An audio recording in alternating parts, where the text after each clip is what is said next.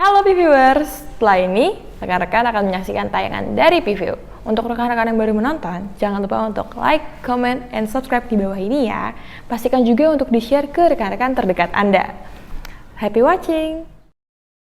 Halo para P-Viewers yang sedang menonton video ini, selamat datang di video P-View by Paramavida Aqualadia Group.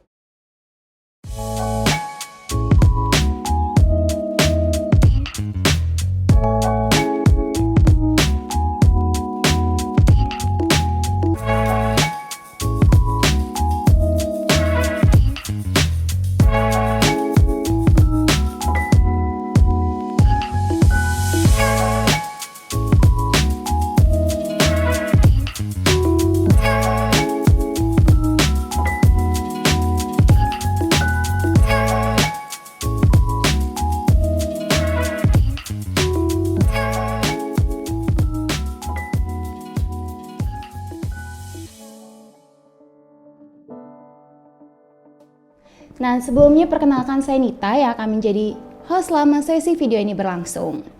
Kita akan membahas tips menggali informasi yang baik untuk membantu seorang CS. Nah, tentunya hari ini saya ditemani seorang praktisi yang berpengalaman di bidangnya. Langsung aja kita sapa yuk. Halo Bu Pelangi, gimana kabarnya Bu? Baik. Oke Bu, mungkin para viewers yang sedang menonton video ini belum mengenal Ibu. Boleh dong Bu diceritain background dan bidang yang Ibu tekuni pada saat ini. Oke, kalau background mungkin saya kurang lebih sudah 10 tahun lebih di bidang learning and development ya. Nah, kebetulan juga terakhir saya masih bekerja sebagai learning development di salah satu F&B company gitu Mbak. Jadi di mana memang kebanyakan training yang kita support itu untuk tim frontline kita, jadi kru-kru, CS yang biasa ketemu langsung sama customer. Oke Bu, ternyata luar biasa sekali ya, udah 10 tahun berpengalaman. Oke Bu Pelangi, saya mau nanya nih Bu, guna memberikan pengalaman pelanggan yang baik, sejauh mana kita dapat menggali informasi dulu ke customer Bu? Oke, menggali informasi customer sebenarnya balik lagi tadi untuk memberikan pengalaman yang terbaik. Customer kan akan happy kalau kita bisa menjawab kebutuhannya. Iya benar. Iya kan? Jadi kalau misalkan mau memberikan pengalaman terbaik berarti at least kita harus kasih pengalaman yang sesuai sama kebutuhannya si customer gitu. Terus caranya gimana? Cara ngegali informasinya sebenarnya banyak banget sih caranya. Bisa kita gali langsung, ya jadinya intinya ngegali informasinya sesuai kebutuhannya. Bisa kita gali secara langsung atau bisa juga sebenarnya kita bisa lihat survei-survei atau feedback dari customer kita yang pernah kita layani sebelumnya. Gitu Mbak Nita. Oh gitu ya Bu. Oke Bu, ternyata sejauh mana menggalinya, ternyata itu tergantung kebutuhan seorang customer itu ya Bu. Oke Bu, aku punya pertanyaan lagi nih Bu. Apa perusahaan dapat menggunakan survei atau feedback lain untuk mengumpulkan informasi spesifik dari pelanggan Bu?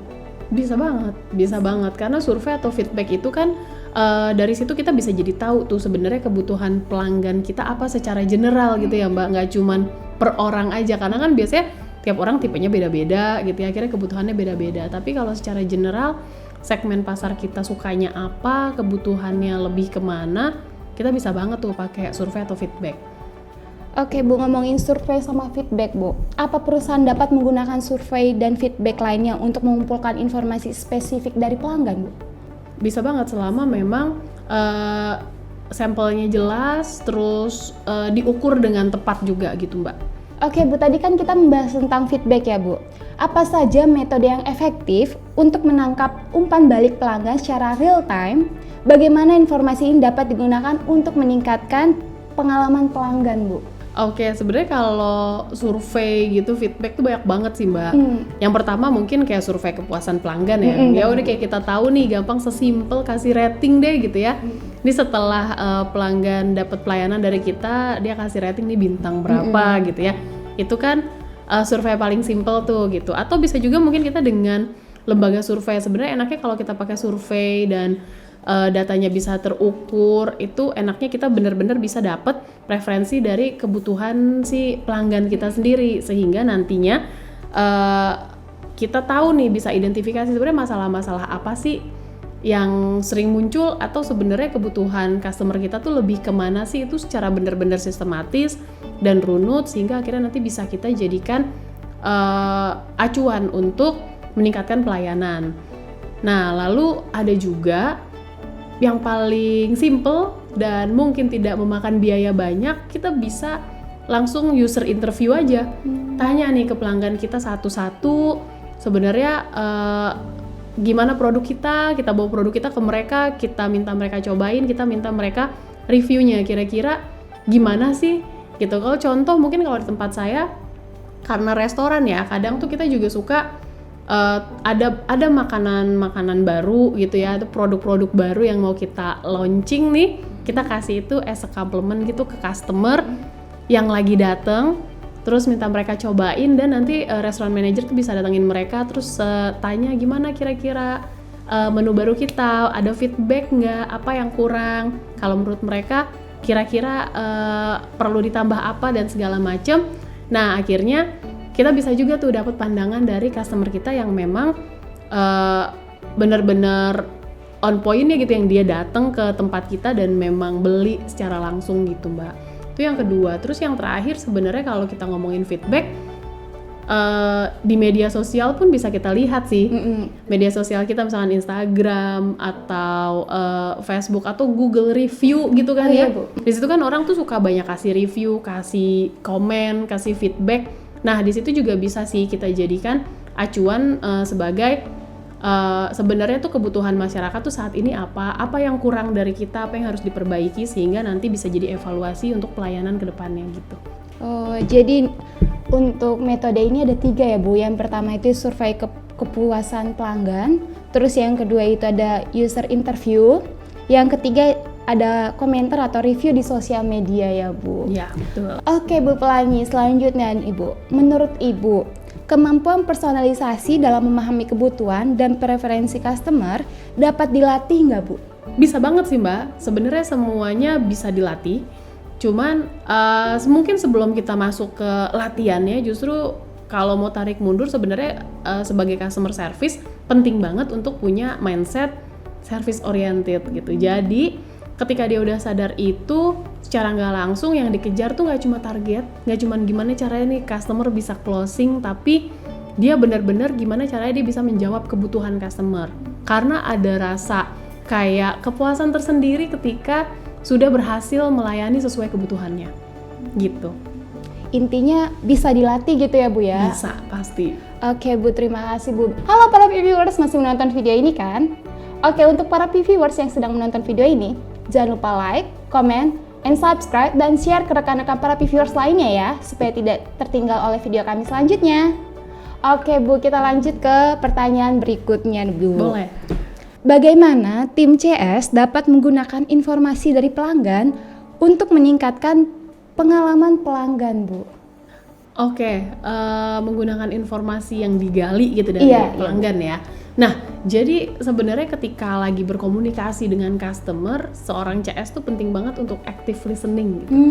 Jadi benar-benar tahu nih masukan apa sih yang benar-benar datang dari customer gitu. Customer nih ngeluhinnya apa, dan harus punya catatan gitu. Jadi ada rekapnya, ada catatannya, nanti catatan itu bisa direview tuh per minggu kah, per bulan kah, atau mungkin per quarter sesuai kebutuhannya.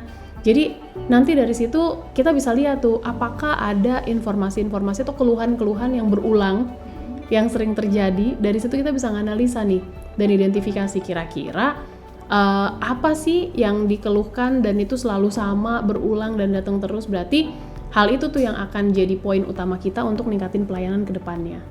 Gitu, Mbak. Justru sangat bagus ya Bu ya. Betul. Informasi-informasi dari customer yang lain ya Bu. Oke, Bu, pertanyaan terakhir nih Bu.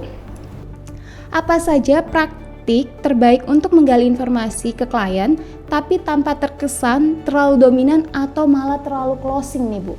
Oke, Mbak Nita, jadi kalau untuk itu kita harus tahu sih tipe si customernya tuh gimana, dan customer service itu harus bisa menggunakan cara komunikasi yang asertif, tetap sopan dan tetap respect kepada customer, sehingga kalau kita kita sudah tahu nih apa kebutuhan customer, dan penting juga satu hal sebenarnya harus active listening, sehingga kita bisa tahu nih benar-benar kebutuhan customer, benar-benar ngedengerin, sehingga nanti follow up-nya juga sesuai, nggak ngulang-ngulang dan nggak terlalu closing dan nggak bertele-tele juga. Dan nggak terlalu salah juga, Bu. Benar.